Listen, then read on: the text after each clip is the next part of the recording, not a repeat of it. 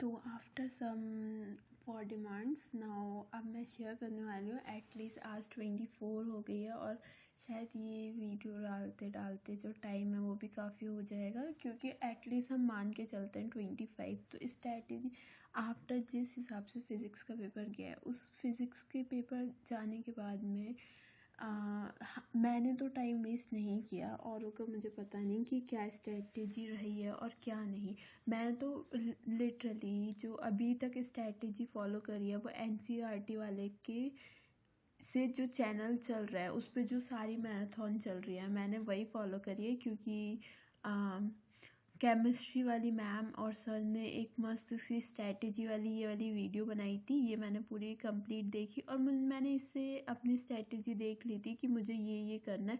At least मैं live नहीं ले रही हूँ सारी क्लासें, बट हाँ ले रही हूँ मतलब क्योंकि लाइव लेने में सबकी स्पीड अलग अलग होती है। तो यही तो फिज़िकल, अब जैसे अभी भैया ने फिज़िकल करवा दी थी सारी, तो मैंने लाइव नहीं ली थी बट कर ली थी। आज 24 को ऑर्गेनिक के तो 2 चैप्टर रह गए थे, वो करवाए थे।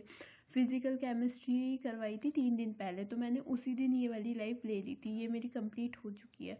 देन उसके बाद ऑर्गेनिक केमिस्ट्री का पार्ट 1 और पार्ट 2 मैम ने करवाया था, शौर्या मैम ने। तो फर्स्ट डे मैंने ले लिया था, ये मेरा रह गया था हाफ। देन उसके बाद मैंने ये वाला भी कंप्लीट कर लिया। आज ये वाला कंप्लीट कर लिया। देन उसके बाद आज जो लेक्चर था वो सर का लेक्चर था इनऑर्गेनिक केमिस्ट्री का, जो कि अभी मेरा रह गया, नॉट कंप्लीटेड। लाइक कितने आवर्स का रह गया, ज़्यादा आवर्स का नहीं रह गया, जस्ट हाँ 1/2 का रह गया, जो कि मोस्टली मैं कल तक कंप्लीट कर लूँगी।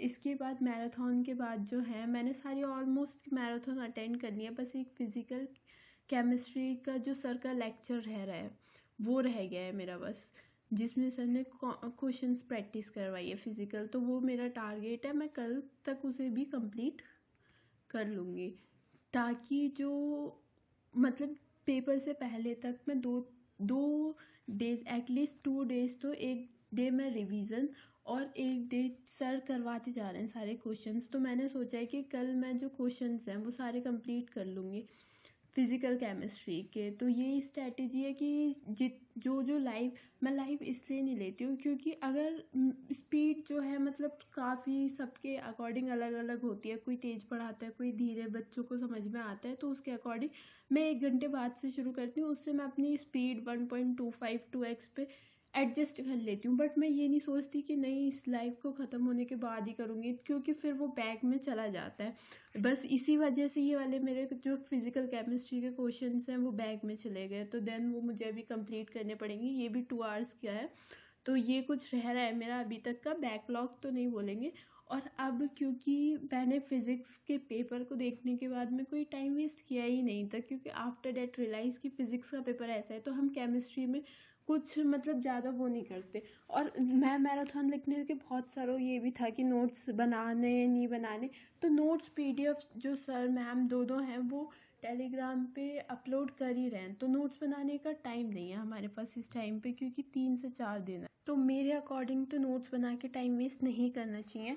बस मैं ये है कि सर या फिर मैम जो कुछ शॉर्ट नोट्स बनवाते हैं वो मैं अपने अकॉर्डिंग क्वेश्चन सॉल्व, या फिर कुछ ऐसे फार्मूलाज जो मुझे लग रहा है कि मेरे दिमाग से निकल जाएंगे। बाकी तो मैंने रफ वर्क में ही सर ने जितने भी क्वेश्चन सॉल्व करवाए हैं वो सॉल्व किया। और एक बार ये सारी मैराथन जैसे ही मेरी कंप्लीट हो जाएंगी, जैसे आज इनऑर्गेनिक के ऑलमोस्ट ख़त्म है, इसे कल कंप्लीट करने के बाद मैं जितनी भी मैराथन्स ली हैं उनके नोट से मैं एक बार खुद रिवाइज़ करूँगी। क्योंकि मुझे ऐसा लगता है अगर रिवाइज़ नहीं किया तो रिवाइज़ करने पढ़ने का फिर मैराथन देखने का कोई फ़ायदा ही नहीं है, जब क्योंकि हमें एट द एंड पेपर में लिखना ही है। जब हम लिख के प्रैक्टिस नहीं करेंगे, इसलिए मैंने क्वेश्चंस भी खुद से बहुत सारे सॉल्व किए हैं सर के साथ में। अब एक बार बस मुझे इसे रिवाइज एक बार देखना होएगा, कॉन्सेप्ट देखना होएगा। देन अगर इस टाइप का भी क्वेश्चन आता है ना तो वो भी। और फिज़िकल केमिस्ट्री के लिए फॉर्मूले बहुत इंपॉर्टेंट है, ऑर्गेनिक के लिए रिएक्शन। और रही सैम्पल पेपर और उसकी बात, तो वो तो मैं लगाने वाली हूँ सिर्फ 1 से 2 दिन पहले। और बाकी तो बस जो एनसीईआरटी वाले पे लाइव चल रही है मैं उसी को फॉलो कर रही हूँ। और मेरे अकॉर्डिंग वो बेस्ट हैं अभी तक जितनी मैंने काफ़ी सारी अटेंड कर ली हैं। ये वाली भी कर ली है 5 आवर्स की, फिर ये वाली 6 आवर्स की, देन ये 3.5 आवर्स की ये भी कर लिया है, और ये 5 आवर्स की भी मेरी कंप्लीट होने वाली है ऑलमोस्ट। तो 3 डेज़ में 3-4 मैराथन हुई है, वो मैंने सारी अटेंड करी हैं। लाइव नहीं करी हैं, लाइव से 1-2 घंटे पीछे ही करी हैं। और देन ये वाले क्वेश्चंस रह रहे हैं बस। तो मेरे अकॉर्डिंग तो पासिंग मार्क्स भी चाहिए ना, किसी को ऐसा लग रहा है कि नहीं भाई बस पास ही करवा दो, पास ही होना है, तो ये पासिंग के लिए 70 आउट ऑफ 70 भी आ सकता है मेरे अकॉर्डिंग तो, क्योंकि ऑल कंटेंट है और PYQs वगैरह भी सब करवा रहे हैं। तो बस यही स्ट्रैटेजी है कि मतलब लास्ट में सिर्फ 2 दिन पहले एक बार सारा रिवीजन करना है और एक मैराथन देखनी है, देन उसके बाद 2 सैम्पल पेपर तो लगाने ही है। देन उसके बाद तो फिर जो होएगा वो तो देखा ही जाएगा, नहीं भी देखा जाएगा तो देखना ही पड़ेगा। तो फाइनल की जो स्ट्रैटेजी है एट द एंड की लास्ट यही रहने वाली है। और कौन कौन किस किस टीचर को फॉलो कर रहा है ना, वो कमेंट भी करके बता सकते हो। और मतलब अगर इसमें कुछ इम्प्रूवमेंट हो सकता है तो नाउ सजेस्ट कर सकते हैं। और बस यही था। और एट द एंड क्योंकि अभी हमारे पास टाइम नहीं है फिज़िक्स का पेपर देखने के बाद, कि इतना भी नहीं है कि हम केमिस्ट्री की NCERT को पूरा लाइन टू लाइन पढ़ें, हम नहीं पढ़ सकते उतना भी। तो अगर किसी को पासिंग मार्क्स भी लग रहा है ना कि बस पास होना है, तो इट्स फॉलो, ये वाला फॉलो करके हो सकता है। बट अब तो अगर टॉप करने वाला इंसान है तो उसने तो पहले से ही सोच रखा होएगा ना, तो उसने तो पढ़ ही रखा है। तो ये तो उन लोगों के लिए हो जाएगा कि बस कैसे भी पास होना है। तो मेरे अकॉर्डिंग तो यही है। और मैंने अपनी स्ट्रैटेजी बता दी कि मैं क्या करने वाली हूँ। जो भी लेक्चर्स आ रहे हैं वो फॉलो शेड्यूल्ड है। 25 का भी शेड्यूल्ड है, 25 को 2 लेक्चर हैं, ये दोनों मैं अटेंड करने वाली हूँ, दोनों के क्वेश्चंस।